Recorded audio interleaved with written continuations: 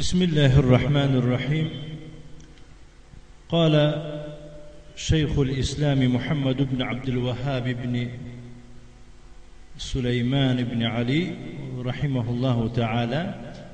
نحن وقفنا عند الرسالة الأولى. نعم. ترجمة الكتاب الدرس الإيمان بأن الله خلقنا ورزقنا ولم يتركنا هملا. موضوع درس ایمان آوردن با اینکه الله ما را آفرید و روزی داد و ما را بی اهمیت نگذاشت. قال الشيخ الأولى أن الله خلقنا ورزقنا ولم يتركنا هملا. یکم این است که الله سبحانه و تعالی، یعنی از این سه مسئله، الله سبحانه و تعالی ما را آفرید. ان الله خلقنا، الله سبحانه و تعالی ما را آفرید. این چی میگن؟ این نعمتی ایجاد میگوین. نعمتی ایجاد آن است که یکی از بزرگترین نعمت‌ها، یکمین نعمتی که دیگر نعمت‌ها بعدی او میباشند، این نعمتی آفرینش است، نعمتی ایجاد است. ما نبودیم، الله ما را چیکار کرد؟ ایجاد کرد. بنابراین در بسیار آیات‌ها یکم اول همین نعمت ذکر میکنند. مثلا الله سبحانه و تعالی میفرماید که اقرأ بسم ربک الذی خلق، بخوان به نام پروردگارت که چیکار کرد؟ خلق، آفرید. در اینجا یکمین نعمت که اون نعمت آفرینش است او را ذکر میکند که یکم نعمتی که باید که ما او را شناسیم. کسی این یکم نعمت نشناسد دیگه نعمت ها را هم نمیشناسد، شناست هم مشکل میشناسد. یکم نعمت چه؟ نعمت ایجاد است، نعمت آفرینش است. ما نبودیم، ما را ایجاد کرد، پیدا کرد. مثلا در سوره بقره میفرماد که یا ایها الناس اتقوا ربکم الذی خلقکم، ای مردم بترسید از پروردگارتان، ذاتی که خلقکم، شما را آفرید، والذین من قبلکم، و کسانی را که پیش از شما بودند. این آیت ها و امثال این آیت ها چی را دلالت میکنند؟ دلالت میکنند که ما را خاطر رسون کرد است به این نعمت. و کدوم نعمت؟ نعمت ایجاد. بنابراین شیخ محمد بن عبدالوهاب در این سه مسئله یکم مسئله چی است میگو؟ الاولى ان الله خلقنا، الله ما را آفرید. این چی میگوین؟ نعمت، نعمت ایجاد. لماذا لا تقول او انت وصلت بحق رسیدی؟ ورزقنا، و بعد از آفریدن الله سبحانه و تعالی ما را چی داد؟ روزی داد. این چی می؟ این نعمتی امداد میگویند. فهمیدید؟ آفرینش این نعمتی ایجاد است، و رزقنا گفتنش معناش این که ما را با خاطر رسون کرد است به نعمتی امداد. امداد یعنی که به خورد و خوراک ما نماند، به آب و هوا نماند، ما را با مدد داد، یاردم ما داد برساندن رزق روزی. ولم یترکنا هملا، و ما را به اهمیت نگذاشت. یک چیز راست میکنی و میپرتایش کو، این خیلی نکن. نعم. وقال الشيخ صالح بن فوزان بن عبد الله الفوزان في الشرح تحت هذه العبارة الأولى أن الله خلقنا، يكم نسك الله سبحانه وتعالى مرا آفرين، أي يعني أوجدنا من العدم، أوجدنا من العدم، مرا ایجاد کرد از نیستی، ما نبودیم، ما را پیدا کنانیم. فنحن من قبل أن يخلقنا لم نكن شيئا، پس ما پیش از این که آفریده شویم، یا که پیش از این که ما را آفرد، لم یکن شیئا، هیچ چیز نبودیم، به یادی کسی نبود، به خاطری کسی نبود، یعنی به خاطر کسی از مخلوقات گفتیم. اگر نه در لوح المحفوظ الله سبحانه و تعالی همش کتابت کرده بود، الله دانست که میشه. گپ در سر آمد که یعنی ما نبودیم، در خاطر هیچ کسی از ما نبود وجودی ما. كما قال تعالى تبارك الله سبحانه وتعالى در سوره انسان میفرماید هل اتى على الانسان حين من الدهر، آیا آمد به انسان یک وقتی از زمانه لم يكن شيئا مذكورا، یگون چیزی مذکور نبود، یگون چیزی نبود که او ذکر کرده شد، به خاطر آورده شد. یعنی معنای این آیت این است که ای مردی 40 ساله، 40 سال پیش تو میدان ایسته بودی که مثال همین خیلی با 40 ساله میشی با وجود به دنیا می، نه، یا به خاطر یگون کس بود ای 50 ساله، 50 سال پیش تو مثلا میدان ایست، یا که یگون کس میدان ایست وجودی تو را، نه. هل اتى على الانسان حين من الدهر، آیا آمد بالای انسان یک وقت از زمانه که لم یکن شیئا مذکورا، هیچ چیزی نبود که یگون شیء نبود که او را چی کنند؟ مذکور، او را ذکر کنند. و قال سبحانه، نیز الله سبحانه و تعالی فرمود که قال كذلك قال ربك، گفت انا همین چنین گفت پروردگار تو، هو علی هین، او بر من آسان است، و قد خلقتك من قبل، من تو را آفریدم من قبل ولم تک شیئا، و حال آنکه تو هیچ چیز نبودی. یعنی تو نبودی هیچ چیز، من تو را آفریدم. از نبودی که چیز من تو را چیکار کردم؟ آفریدم. سوره مریم. كان الانسان قبل ان يخلق ليس بشيء، انسان پیش از آن که آفریده شود لیس بشیء، هیچ چیز نبود. فهمیدید؟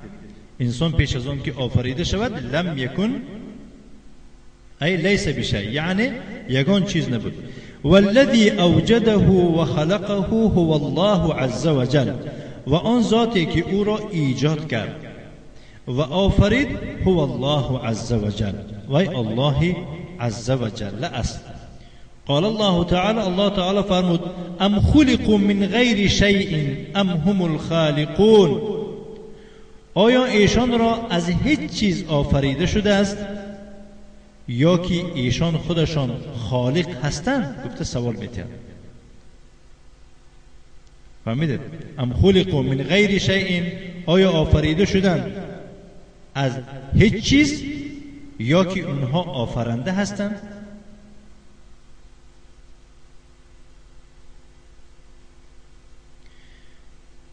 قول مؤلف گفت که ورزقنا، الله ما را روزی داد.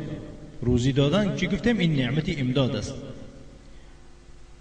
لما كنا نحتاج الى الرزق، وقتی که ما احتیاج به رزق و روزی داریم، الى الطعام والشراب والملابس والمساكن، احتیاج به چی داریم؟ به طعام، به نوشاکی، به لباس، به مسکن، والمراکب، به چیزهای سوار می شدگی، والمصالح، به چیزهای فایده و فایده خود ما. علم سبحانه حاجتنا فسخر لنا ما في السماوات والارض. دیدید؟ الله سبحانه و تعالی میگه دانست حاجت ما را. الله دانست که ما محتاج آب میشویم پگه، ما محتاجی یعنی که خوراکه میشه، ما محتاجی مسکن و مرکب و دیگه مصالح میشویم. بعد چیکار کرد؟ فسخر لنا ما في السماوات والارض، رام گردانید برای ما آنچه را که در آسمان ها و زمین است. کله لمصالحنا، همه این چی که در آسمان و زمین میبینیم یا که هست به فایده ما هست. لمصالحنا، همین آفتاب و گردشش، ماه و دیگر چیزایی که مخلوقات میبینیم در گرد اطراف، همینا به فایده من و شما هست. در دیگه آیات الله سبحانه و تعالی میفرماید، میگوید که و خلق لكم ما فی الارض جمیعا، در زمین بوده که همه چیز برای خاطرشون بری شما آفرید. میگوید الله تعالی در سوره بقره من اجل بقائنا على قید الحیاه، همه اینها را در زیر اطاعت ما دادنش یا که در برای خدمت ما دادنش به خاطر چی هست؟ من اجل بقائنا على قید الحیاه، به خاطر اینکه ما زنده مانیم. گفته فهمیدید؟ الا یا من اجل بقائنا علی قید الحیات معناش چیه؟ زنده مانیم گفته. از نوشاکی گرد میمری خلاص، و از خوراک گرد میمری خلاص. ومن أجل أن نستعين بذلك على ما خلقنا لأجله، و بخاطر آن همین اونها را رام گردانید برای ما که ما یاری پرسیم به اونها، مدد پرسیم به اونها، به آن چیزی که ما را الله سبحانه و تعالی به خاطر همان چیز آفریده است. ما را به خاطر چی آفرید الله تعالی؟ به خاطر عبادتش. انا اینها را گرفته خوراک میخوری، نوشاکی را مثلا می نوشی، لباس می پوشی، خاننده زندگی میکنی و دیگه مصالح در خودت استفاده میبری. مقصد چیه؟ مقصد یاردم شود، قوت شود، خاطر جمع شود و تو همون مقصدی که به اون مقصد الله تو را آفریده است او را اجرا کردن تونی. و هو عبادت الله سبحانه و تعالی. اون مقصد کدام مقصد بود است؟ عبادت الله سبحانه و تعالی. قوله قول مؤلف گفت که ولم یترکنا حملا، ما را بی اهمیت نگذاشت. الحمل، حمل چیست؟ هو الشیء المهمل، و یک چیزی پرتافتگی است. المتروک، پرتافتگی، بی اهمیت. الذي لا يعبأ به، آن چیزی که لا يعبأ به او را اهمیت داده نمی شود. لا يعبأ چی میشه؟ اهمیت داده نمی شود. یک چیزی که مثلا رهار میبینید که موسر و پوزر دیگه این چیزای پرتابه که میبینید، یک کاغذ پرتو آدمو میگذارن و پاش میزنند و میبرند. ما را خیل نکرد، ما را شیء مهملی متروک نکرد که لا يعبأ به به او اهمیت داده نشود. فالله خلقنا و رزقنا لحکمه، الله سبحانه و تعالی ما را آفرید و رزق و روزی ما داد به خاطر یک حکمته. حکمت چیست اساسا؟ حکمت یک چیز در جاش ماندن، وضع الشیء فی موضعه، یک چیز در جاش ماندن. اینه چی میگوین؟ حکمت میگوین. خیلی است، یک چیز در جاش ماندن چی میگوین؟ حکمت میگوین. ما خلقنا عبثا ولا سودا. عبث، سودن اینا در زبان تاجیکی بیهوده میشن. ما را نه آفرید بیهوده و بیکار. فهمیدید؟ بیکار گفته معناش اینه که مثلا نگاه کنید، بیکار این خیلی که مثلا نه ثواب شود و نه عذاب شود و همه خیلی است. اگر ما را الله سبحانه و تعالی هم تو بیکار می آفرید، مثلا زور میزد، بای کم بغل پسند نمیکردن، چقدر مشکلات است، رنجش ها هست. در آخرت آدمی نیک مثلا به جنت داخل نمیشد و آدمی مثلا بد به دوزخ داخل نمیشد. این در عدالت الله مگر طوری می آمد؟ نه، هرگز طوری نمی آمد. خیلی است، همه عقل تقاضا میکند که باید نکوکار یک مکافات شگیره، یا در این دنیا در آخرت. خیلی است، بنابراین من و شما را الله سبحانه و تعالی آفریده است به خاطر یک حکمت. ثواب است و عذاب است، چیزی هست در پیش. قال تعالی، الله سبحانه و تعالی فرمود افحسبتم انما خلقناكم عبثا، آیا بس شما گمان کردید که ما شما را بیهوده آفریدیم، بیکار آفریدیم؟ بیکار میگم که بکار هم تو بیهوده آفریدیم شما را. و انکم الینا لا ترجعون، و گمان میکنید که شما به سوی ما بر نخواهید گشت. بعدی مردن نزد ما نمیبید. چه خیلی که وای دهریا و کمونیستا میگن که انسان مرد تمام خاک میشد، یکسان میشد، تمام نیست و نابود. نه، شما هم خیلی گمان میکنید میگن سوره میبینید. و قال سبحانه، واز الله سبحانه و تعالی میفرماد که ایحسب الانسان ان یترک سدى، آیا انسان گمان میکند که او را بیهوده پرتافته میشود؟ الم یکن نطفه من منی یمنا، آیا وای یک نطفه نبود؟ سپرما. آیا وای یک نطفه نبود؟ یک منی نبود؟ من بیان کرده یک منی بود که یمنا او را ریخته می شود در، یعنی که شکم زن، یا که گویم در بچه دانی زن. آیا همین خیلی نبود؟ ثم كان علقة، بعد از اون نطفه چی بود؟ با علقه بود. علقهش چی است؟ قطعة دم متجمدة تعلق في اعلى الرحم، یعنی یک پارچه گوشته که یا که یک پارچه خونی لط بسته که آویزان می باشد در بالای بچه‌دان زن. یک چی بود است؟ همون یعنی علقه یک خونی لط بسته، یک گوشپاره که آویزان می باشد، آویزان می باشد بالای بچه‌دانی، مثلا زنک راستا باشد با قسمی بالاشنده چی است؟ آویزانه. برای ما علقه آویزان گفتگی. فهمیده؟ فخلق فسوا، الله سبحانه و تعالی او را آفرید، فسوا او را بیرون کرد، قامتش راست کرد، چشم داد، بینایی داد، گوش داد، شنوایی داد، قد و قامتش مثلا راست کرد، مانند حیوان مثلا کوزپوش نکرد او را. همین اینها گمان میکنید که بیکارن، بیهوده اند. سبحان الله.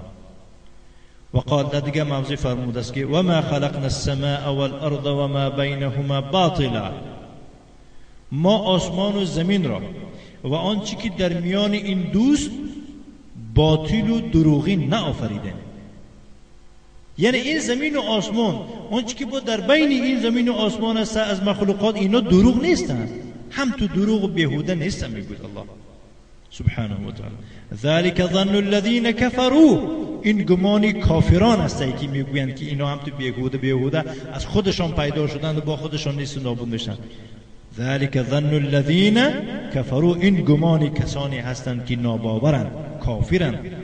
فویل للذین كفروا من النار، وای به حال اون کافران. اون وای از چه است؟ از چه عبارت است؟ از دوزخ است. عذاب از دوزخ بود برای کسانی که ناباور و کافرند. سوره صاد. الله انما خلقنا و خلق لنا هذه الارزاق، الله به درستی ما را آفرید و آفرید برای ما این روزی ها را، والامکانیات، و این امکانیت ها را، امکانیت ما داد، رفتن، راه، دریا، زمین، آسمان، همه این امکانیت هایی که در گرد اطراف میبینیم الله برای ما آفریده است. به خاطر چی؟ لحکمت عظیمه، برای یک حکمت بزرگ، و غایت جلیله، و مقصد بزرگ، و هی ان نعبده سبحانه. مراد از اون مقصد بزرگ چی است؟ ما او را سبحانه و تعالی را عبادت بکنیم. همه اینها مقصد به خاطر چیست؟ به خاطر آن است که ما الله را عبادت کنیم. الله سبحانه و تعالی ما را نگفت که مثلا من تو را آفریدم تمام دیگه رزق و روزی دیگه امکانات به کلی خودت، نه عکس، ما را آفرید با برای ما امکانیت یارد، این آفرید. ولم یخلقنا کالبهائم، ما را همچون چارپایان نه آفرید و مانند حیوان ها ما را نه آفرید است. التي، اون حیوان هایی که خلقت لمصالح العباد، اونها را به خاطر فایده بنده ها آفریده است. فهمیدید؟ اونها را آفریده شده است، یعنی حیوان ها را آفریده شد به خاطر چی؟ به خاطر جنت رفتن یا جنت میرن یا که دوزخ میرن حیوان ها؟ نه، اونها مقصد از آفریدن تمام حیوانات و بهایم به خاطر فایده ما، مصالح العباد، بندگان. ثم تموتو و تذهب، اینا میمیرن بعد از فایده بردن من شما، میمیرن و تذهب دیگه از نوم نشان میرن. در مدتی مثلا شخصی 40 ساله در 40 سال چند سری گاو خوردگی هم خیر است، چند گاو خریده، چند گاو فروختگی است هم خیر. مثال ده آیا یگون کس میشینه یاد میکنه همون گاو کبود داشتیم و گاو علا داشتیم و نومش این بود؟ هیچ کی اینا یادم نمیکند، چون که استفاده کرده شدن و تفر. الحمدلله که الله سبحانه و تعالی ما را از این طایف نافرد. لانها ليست مکلفه ولا مأموره ولا منهیه، چون که این حیوانات میگود مکلفه نیستند، یعنی اونها را فرمایش شریعت داده شدگی نیست. نماز خون، روزه دار، حج، زکات، امر معروف کن، نهی منکر کن، نه، حتی گفتگی نیست اگراتی مردم نداره و درآمد هم میگیرن، هیچ چی گفتگی نیست. برای اگراتی مردم داره همه جا ویران هم کنه که هیچ یکم گناهگاری نیست. فهمیدید؟ ولا مأموره، امر کرده شده هم نیستن و منع کرده شده هم نیستن. انما خلقنا لعبادته، خلاصه میگه الله سبحانه و تعالی ما را آفریده است خاص به خاطر عبادت خودش، کما قال تعالی، چخلی که خودش الله سبحانه و تعالی گفت وما خلقت الجن والانس الا ليعبدون، من جنها و انسانها را خاص به خاطر عبادت خیش آفریدم. ما اريد منهم من رزق، من از اونها رزق و روزی نمیخواهم. و ما اريد ان يطعمون، و نمیخواهم که اونها مرا خورانند. ان الله هو الرزاق، به درستی الله او روزی دهنده است، ذو القوة، صاحب توانایی است، المتین، یکی از صفتهای الله است و این متین مستحکم و بقوت است. ولم يخلقنا لهذه الحياة الدنيا فقط نعيش فيها ونسرح ونمرح ونأكل ونشرب ونتوسع فيها، ما را خاص به خاطر زندگانی این دنیا تنها نآفرید که زندگی کنیم در اینجا و نسرح، بچریم، شادی کنیم، بخوریم، بنوشیم و راحت کنیم فیها در دنیا، ولیس بعدها شیء، که بعد از اق راحت و بعد اق چریدون داوتاز دیگه هیچی نباشد. نه، و انما الحیات مزرعه و سوق للدار الاخره، برعکس این زندگانی یک کشتگاه و بازار آخرت است. با کشتگاه و بازار خانی آخرت است. این دنیا یک کشتگاه است، جایی که میکارید اما ثمره او را در آخرت میگیرید. نتزود فیها، ما زاد میگیریم، توشه میگیریم در دنیا. و چی؟ نان، چپاتو و دیگه چیزا نه. بالاعمال صالحه، به عمل صالح توشه. این سفر دور است. سفر انسان وقتی که انسان حس کند که سفری دور میکند در دنیا، پولی پیسه بسیار میگیرد، خوراکی بسیار میگیرد که رفته تا آخر رسد، این خیلی است. اما این سفری که من و شما انتخاب کردیم، این سفرم نزدیک نیست، اینم دور است. برای این هم یعنی که خیلی عملهای بزرگ در کار میشه. ثم نموت، و بعد میمیریم. و نتنقل منها، از دنیا میکوچیم. مفهوم؟ نتنقل منها، میکوچیم از دنیا. ثم نبعث، باز زنده میشویم. ثم نحاسب، با حساب و کتاب کرده میشویم. و نجازا باعمالنا، و ما جزا میگیریم طبق اعمالمان. هذه هي الغایة من خلق الجن والانس، این است همان مقصد از آفریده شدن جنها و انسانها. و دلیل علی ذلك آیات کثیره، دلیل در این آیت‌های بسیار است. تدل علی البعث والنشور والجزاء والحساب، همه این آیت‌ها دلالت به چی میکنن؟ به زنده شدن بعد مردن و گرد آمدن و جزا دادن و حساب و کتاب کردن. والعقل يدل على، عقل سالم همین دلالت میکنه. فانه لا يليق بحكمة الله سبحانه وتعالى ان يخلق هذا الخلق العجيب، لایق نمی باشد، البته میگو درست نمی آید نسبت به حکمتی پر الله سبحانه و تعالی که آفرد این خلق عجیب را، و ان یسخر هذا الكون لبنی آدم، و رام گرداند این دنیای بزرگ را برای بنی آدم. ثم یترکه، با اونها را در آخر چیکار کند؟ ترک شو کند. یموتون، بمیرن. و یذهبون، بروند. بدون نتیجه، یکون نتیجه نگیرند. نکوکار نه نیکی را گیرد، ثوابش گیرد، و بدکار نه جزای بدش گیرد. هیچ عقل طور نمیگیره حکمتی آن. هذا عبث، این یک بیهودگی میشد.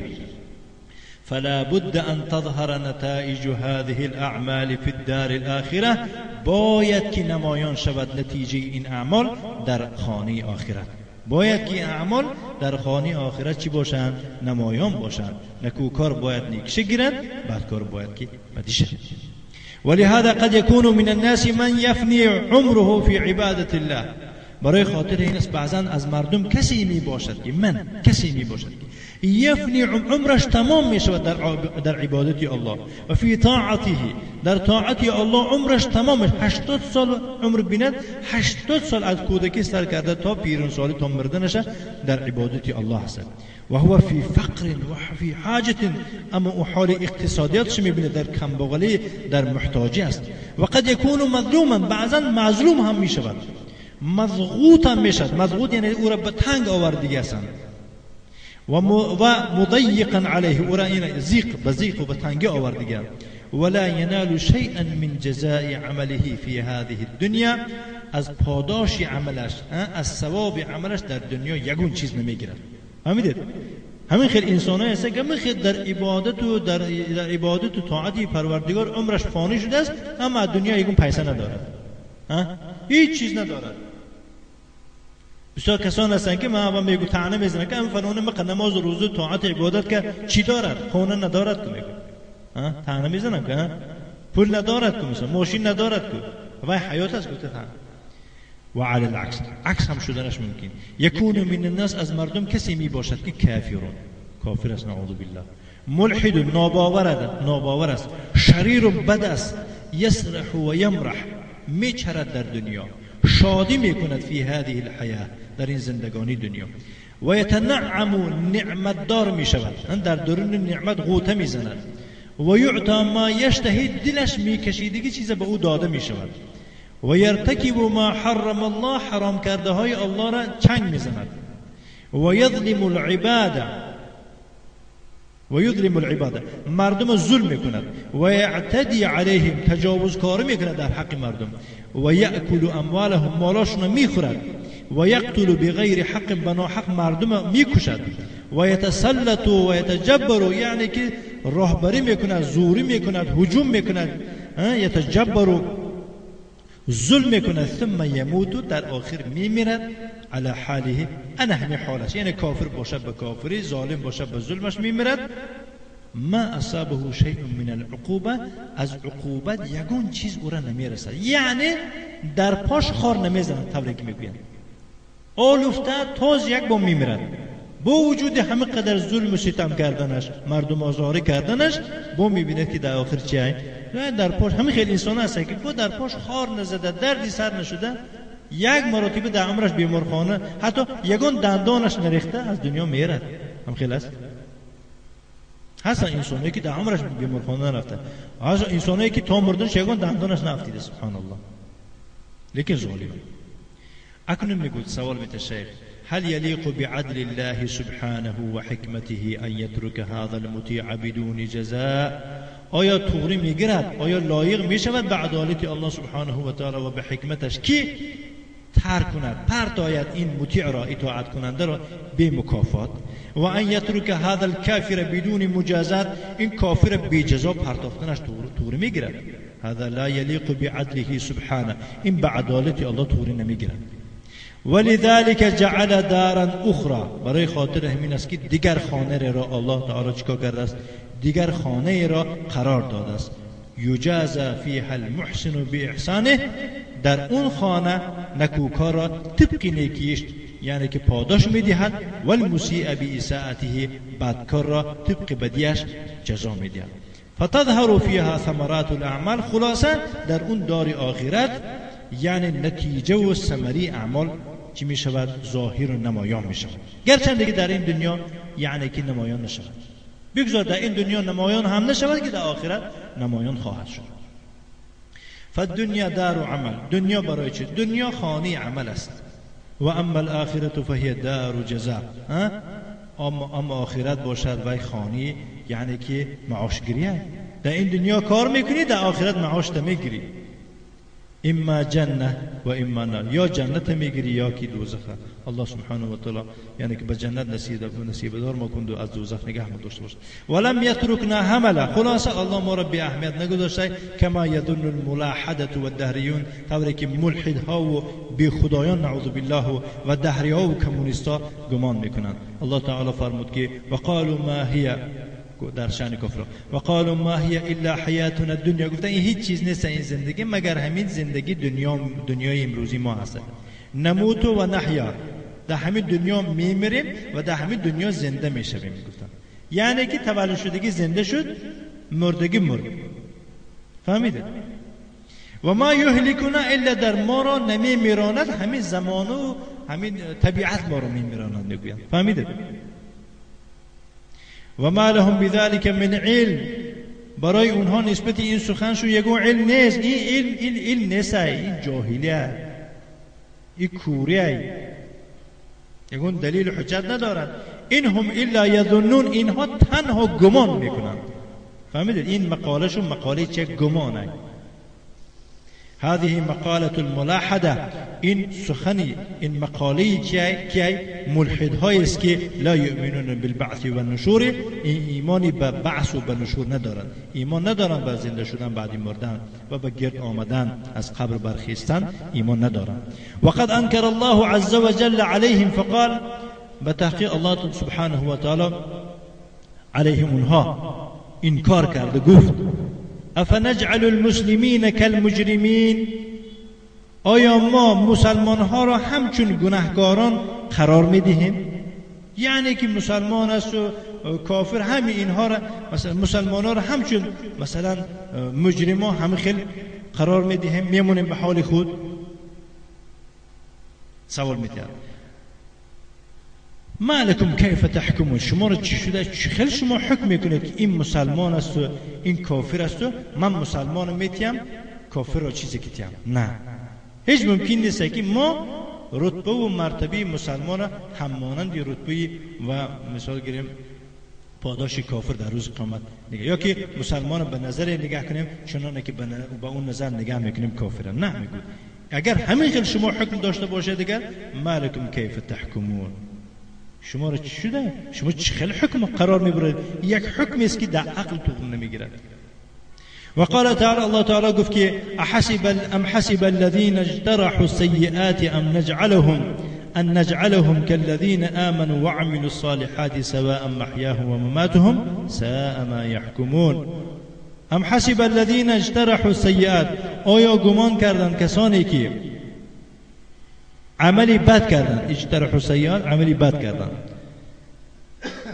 که ما اونها را قرار میدیم همچون کسانی که ایمان آوردن و کارهای شایسته کردن، سواء محیاهم و مماتهم، زندگیشون و مردشون یخیل است؟ نه، زندگی و مؤمن دیگه است، زندگی کافر دیگه است. زندگی گناهکار دیگه است، یعنی که زندگی مثلا گناهکار و دیگه و مردنشون هم دیگه است. اگر این خیل قرار دهند گون که نه یک خیل است گون، ساء ما یحکمون، چه حکمی بد است، چه حکم چی است؟ بد است. این چه قراری بد است. اگر شما این خیل قرار دهید که یعنی باید که مؤمن و کافر یک خیل باشد در جزا در پاداش گرفتن، این حکم بد است، این قرار خطا است.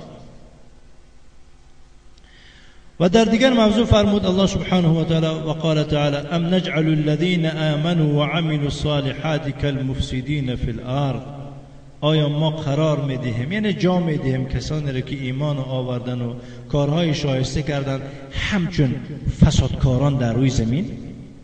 مؤمنا و ایمان آوردن، تقوا کردن، طاعت کردن، عبادت کردن، اینها را ما میبینیم به اون نظری که میبینیم فسادکاران را که در روی زمینن؟ ام نجعل المتقین کالفجار، یا که ما قرار میدهیم جای برای تقواداران همچون جای برای فاجران و بدکاران؟ فهذا لا يمكن، این ممکن نمی باشد. ولا يكون ابدا، و نخواهد شد هرگز. من این یعنی که یک موضوعش تمام شد ان شاء الله. صلی الله وسلم علی نبینا محمد و آله و صحبه وسلم تسلیما مزیدا.